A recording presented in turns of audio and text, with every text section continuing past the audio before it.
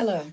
Today, we, Edmund Amame and I, Sarah Carter, will be presenting on two of the most unique galaxies ever discovered. One that is almost entirely made of dark matter, called Dragonfly 44, and one that appears to have almost no dark matter, called NGC 1052-DF2. These two galaxies are opposites and directly challenge our understanding of how galaxies form. Throughout this course, we have learned that dark matter is required for galaxies to form and to remain stable. So our big questions are, is dark matter always required for a galaxy to form? And if so, why do some galaxies contain almost all dark matter while others contain very little? The image to the right is the ultra-deep space field image from the Hubble Space Telescope. It shows that galaxies form in a wide range of varieties, shapes, and sizes. What is dark matter? It is a non-luminous, invisible matter that does not emit, absorb, or reflect light. So how is it detected? It can only be detected through gravitational effects such as gravitational lensing, galaxy rotation curves, and large-scale structure. Dark matter constitutes most of the mass in most galaxies. Without dark matter, galaxies would struggle to hold themselves together. We have seen that rotational curves, gravitational lensing, and structure formation all require the presence of dark matter. On average, galaxies contain 5 to 10 times more dark matter than normal matter. The image shown here is from the Hubble Wide Field camera and shows gravitational lensing arcs in blue.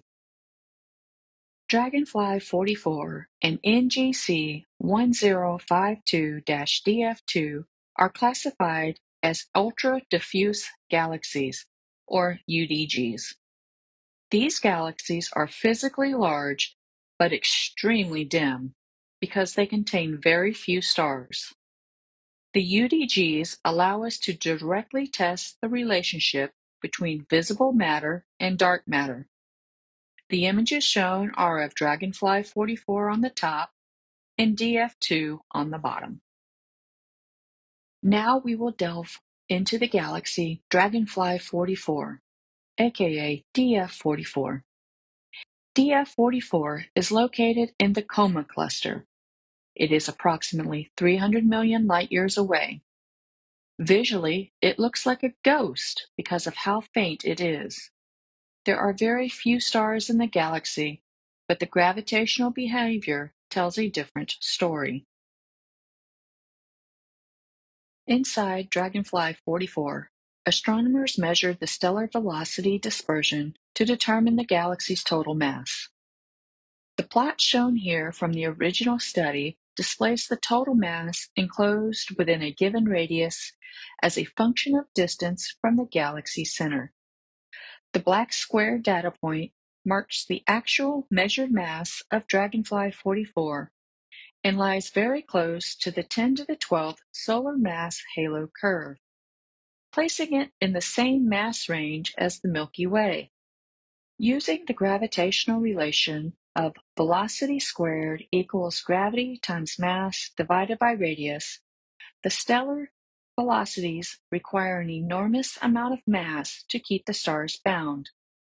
This despite the galaxy containing very few stars. So what does Dragonfly 44 tell us? Dragonfly 44 is found to be almost entirely composed of dark matter, with approximately 99.99% of its total mass in dark matter and only a tiny fraction in normal matter in the form of stars. This means the galaxy possesses a massive dark matter halo despite hosting very few stars. Dragonfly 44 demonstrates that dark matter halos can form even when star formation is extremely inefficient, This allows astronomers to test models of halo collapse, feedback processes, and star formation efficiencies.